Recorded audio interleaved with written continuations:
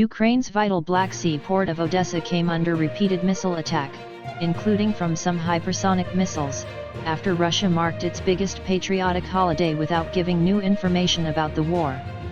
Also, a Ukrainian official said the bodies of 44 civilians were found in the rubble of a building destroyed by Russia in March. The civilians were inside a 5-story building that collapsed in Izium in the Kharkiv region, said Odesa Hubov, the head of Kharkiv's regional administration. This is another horrible war crime of the Russian occupiers against the civilian population, he said in a social media message announcing the deaths. Izium is an eastern Ukrainian city that Russia has been holding as a key frontline node. Sinahubov did not say specifically where the building was. Earlier, the Ukrainian military said Russian forces fired 7 missiles from the air at Odesa, hitting a shopping center and a warehouse.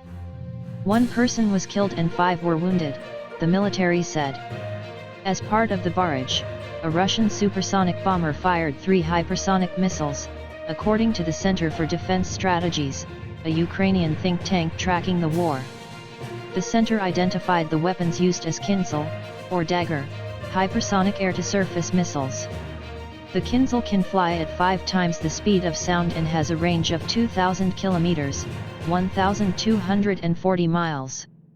Using advanced guided missiles allows Russia to fire from aircraft at a distance without being in Ukrainian airspace and exposed to potential anti-aircraft fire. But Ukrainian, British, and American officials warn Russia is rapidly expending its stock of precision weapons and may not be able to quickly build more, raising the risk of more imprecise rockets being used as the conflict grinds on.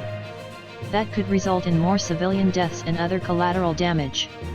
The strikes came after Russian President Vladimir Putin marked his country's biggest patriotic holiday without being able to boast of major new battlefield successes. He watched troops march in formation and military hardware roll by in a Victory Day parade on Moscow's Red Square in a celebration of the Soviet Union's role in the 1945 defeat of Nazi Germany. Many Western analysts had expected Mr. Putin to use Victory Day holiday to trumpet some kind of victory in Ukraine or announce an escalation, but he did neither.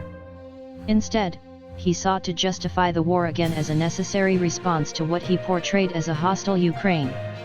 Mr. Putin has long bristled at NATO's creep eastward into former Soviet republics. Ukraine and its Western allies have denied the country posed any threat. The danger was rising by the day, Mr. Putin said. Russia has given a preemptive response to aggression. It was forced, timely, and the only correct decision. Intense fighting also raged in Ukraine's east. And Russian forces sought to end the resistance of Ukrainian defenders making their last stand at a steel plant in Mariupol. One of the Ukrainian fighters holding out at the steel plant said they were still defending the city. Valery Potatel, who heads the border guards in the Donetsk region, said the fighters were doing everything to make those who defend the city in the future proud. The Ukrainian military warned Tuesday that Russia could target the country's chemical industries. The claim wasn't immediately explained in the report. But Russian shelling has previously targeted oil depots and other industrial sites during the war. Also, satellite pictures analyzed by the Associated Press showed 2 ships off Ukraine's Snake Island on Monday afternoon.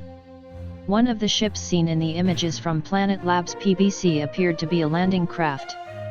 Ukraine has repeatedly struck Russian positions there recently, suggesting Russian forces may be trying to restaff or remove personnel from the Black Sea island.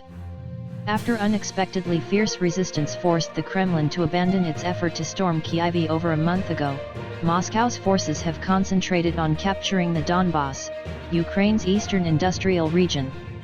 But the fighting there has been a back-and-forth, village-by-village slog.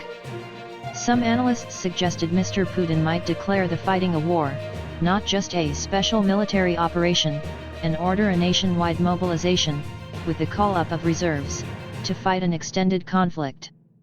In the end, he gave no signal as to where the war is headed or how he might intend to salvage it.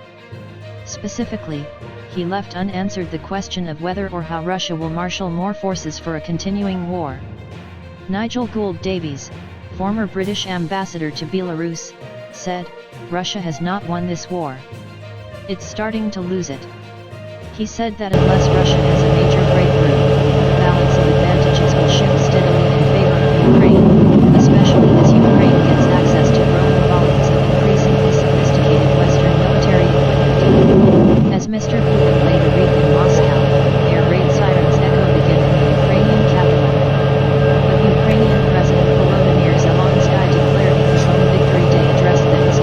eventually defeat the Russians.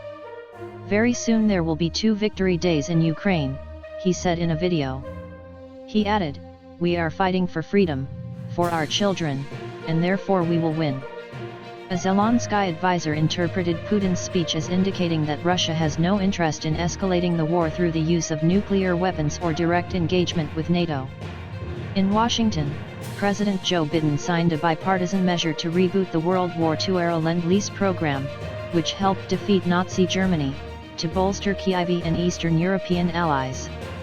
Russia has about 97 battalion tactical groups in Ukraine, largely in the east and the south, a slight increase over last week, according to a senior U.S. official, speaking on condition of anonymity to discuss the Pentagon's assessment. Each unit has roughly 1,000 troops, according to the Pentagon. The official said that overall, the Russian effort in the Donbass hasn't achieved any significant progress in recent days and continues to face stiff resistance from Ukrainian forces. Satellite photos showed intense fires in Russian-held territory in southern Ukraine on Monday.